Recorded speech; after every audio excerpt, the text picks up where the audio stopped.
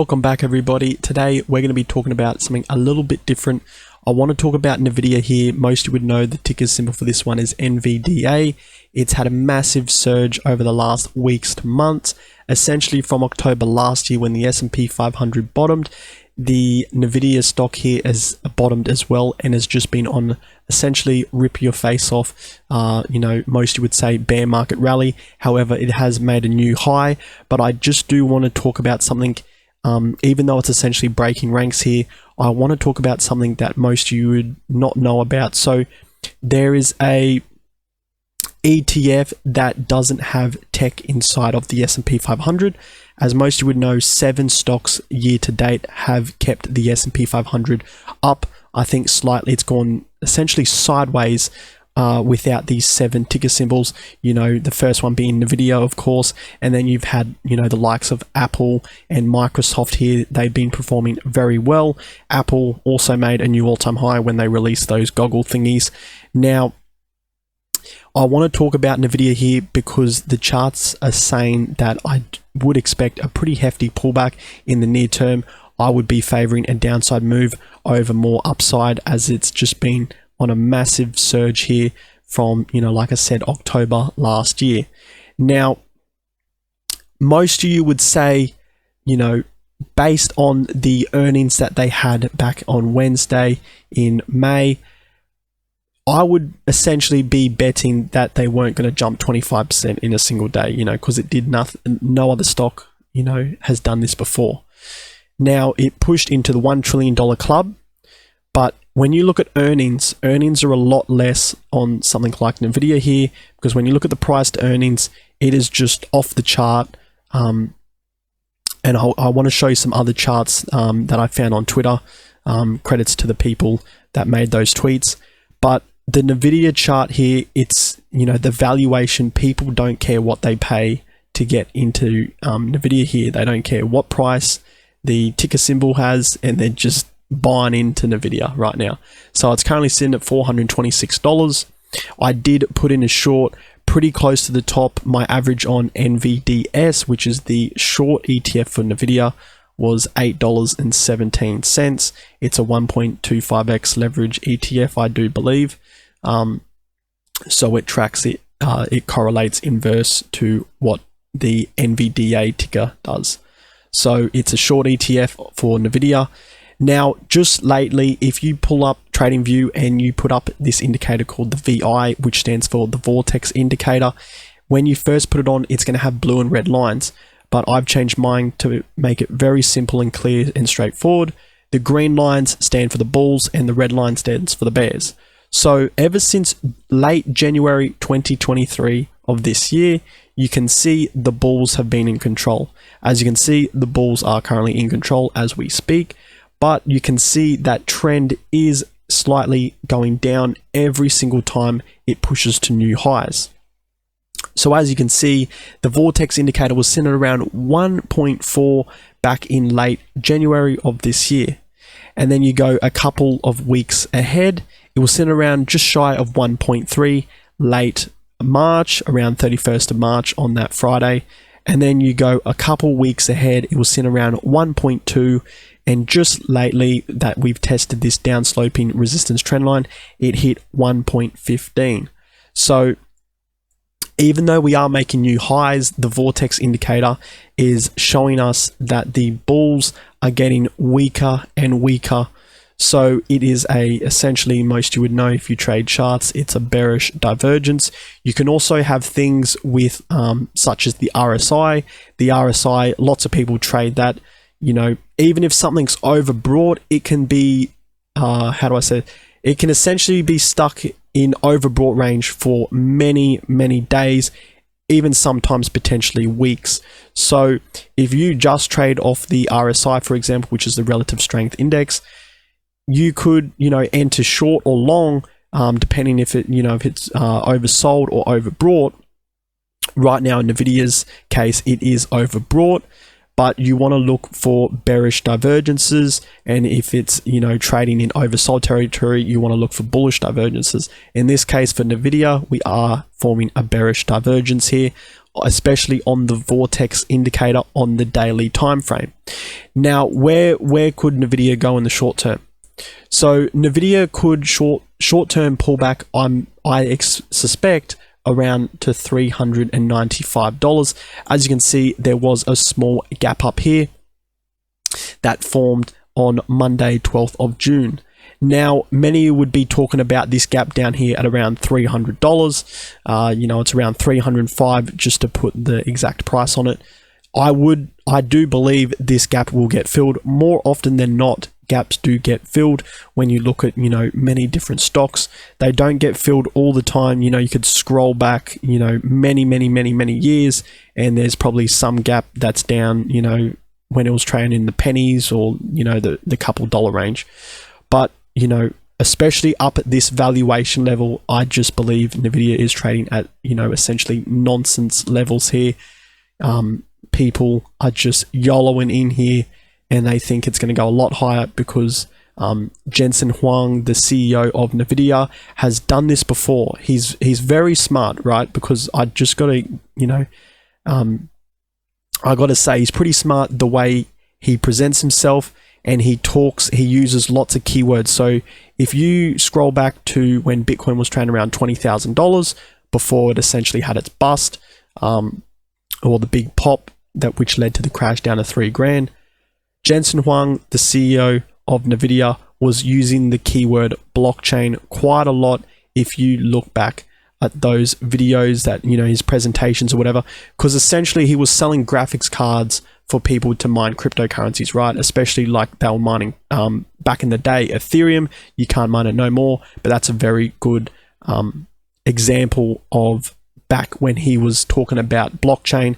And just recently, he's been talking about AI. That's been a pretty big keyword. I do believe he also was talking about metaverse as well. So you just got to think he keeps jumping from bandwagon to bandwagon, or he's jumping from train to train. Whatever's popping off, whatever's, getting the most search volume, he is using the exact same, tactics to draw new money in here, essentially. So, I just got to tap my hat off. He's very smart for what he does, just to put it out there as well, put it on record, NVIDIA does have the largest market share here compared to AMD. I think AMD is like 10 to 15% of the market, and NVIDIA controls like 80% of the, I believe, semiconductor market, something like that, or graphics cards. Now, I just want to, that was the chart here. Now I want to switch over to Google here, and we will have a look at some posts. We'll jump over to Twitter first, just to show you, essentially NVIDIA is essentially trading at the same valuations as, like .com bubble type territory, or when you look at, tech in general, in the S&P 500. As you can see, this guy here has put the S&P 500 earnings minus the yield, the 3-month T-bill, and you can see it's currently in the .com bubble territory, going way back here on the far left-hand bottom corner, and you can see we have gone below that zero level, currently sitting at 0.47%.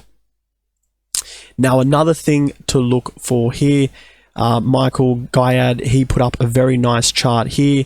So he's essentially saying, NVIDIA and the entire new bull market is screwed because internet and AI news references by percentage of the total Bloomberg news articles, you can see it is essentially just shooting rocket ship vertical growth, just like it did back in early 2000s.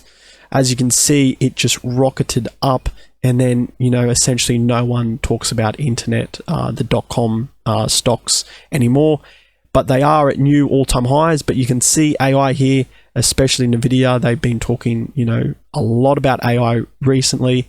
You can see the news articles, it's essentially going straight up here, just like it did, mirroring the 2000 .com bubble. So that's just another thing to keep out for. Now, another post here by 𝗕𝗘𝗪𝗔𝗥𝗘, I believe I'm saying that correctly. He's saying dumb money believes you, smart money has left the building. And I like this chart because you can see dumb money is essentially buying up the S&P 500, while smart money has been leaving for quite some time if you actually look at it. So you can see smart money back here early 2022 of last year, and it's been going, you know, essentially downwards and to the right hand corner. So it's gone from the top left hand corner down to the right hand corner, the bottom of the right hand corner, whilst you can see dumb money has been going from left to right, from the bottom to the top right hand corner. And you can also see the S&P 500 is rallying. So essentially, when you have retail money coming into the stock market, I would expect, you know, if you look at a lot of crashes before this, like the dot-com bubble, the housing bubble, they get super leveraged into longs, and then, you know, the rug just gets pulled out beneath their feet, and you have a very large correction, very fast and quick correction here. So I'm expecting, you know, something similar here, because retail money never makes money in the stock market, right? If that was the case, everyone would be having mansions and rocking up in a Lamborghini, but that is not the case, okay? So some very nice charts there on Twitter. Now I want to pull up Google Trends. I also thought this was very interesting, guys. So as you can see, AI and ChatGPT have just been powering up. So it's hit peak saturation on Google Trends. Everyone is typing in those keywords. Now, if we zoom in to something like the 12-month here, you can see that AI is essentially trying to hit a double top here in search volume, whilst ChatGPT has been going sideways since late March, early April. So just keep that in the back of your mind. ChatGPT was the one that it ran ahead of AI, right?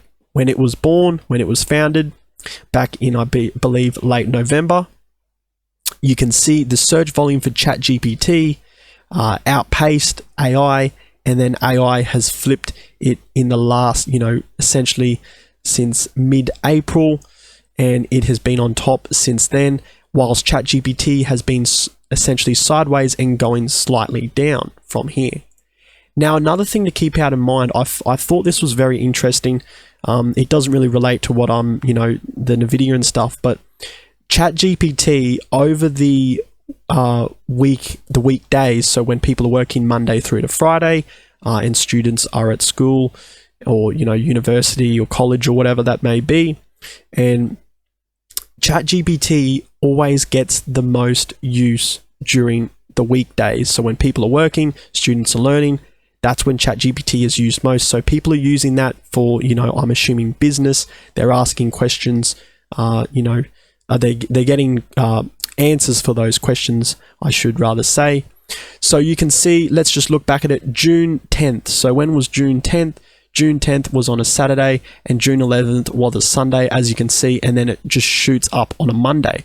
Now let's have a look back here, June 3rd, June 4th, June 3rd, June 4th. You can see Saturday, Sunday, and then it spikes up on the 5th. As you can see, it spiked up on the 5th, and then it essentially starts to roll over. So you can see you're having like these rolling hills that keep occurring, but it's gone sideways. So people are using ChatGPT throughout, you know, when they're from Monday through to Friday, but people do not really use it over the weekends. So Saturday, Sunday, no one's really using ChatGPT. There are a few people that would use ChatGPT, maybe for their own personal business, you know, such like that. So anyway, guys, I thought that was very interesting, you know, just to add in there. So anyway, guys, let's flip over to my last little slide here. So we have the NVIDIA ticker symbol, the company, the full name NVIDIA, and then we have its rivalry, its competition, AMD. So you can see this goes back to 2004 all the way to present, the current day. As you can see, NVIDIA hit an all-time high back in December of 2004 and has been going, you know, essentially down ever since then. Whilst AMD has been going down, it's been flatlining for, you know, essentially since like around June 2010, maybe May 2009, and it's essentially been going sideways. But you can see AMD has flipped NVIDIA for quite some time. It essentially flipped it back around 2015.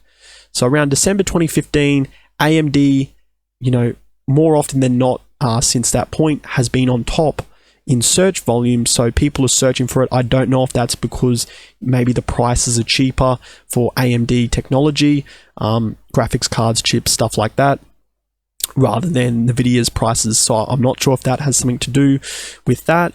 And you can also see, the NVIDIA ticker symbol has just popped up in the last couple, months essentially. So if we zoom in something to like the 12th month, you can see that news-based event that happened when it had that 25% pump.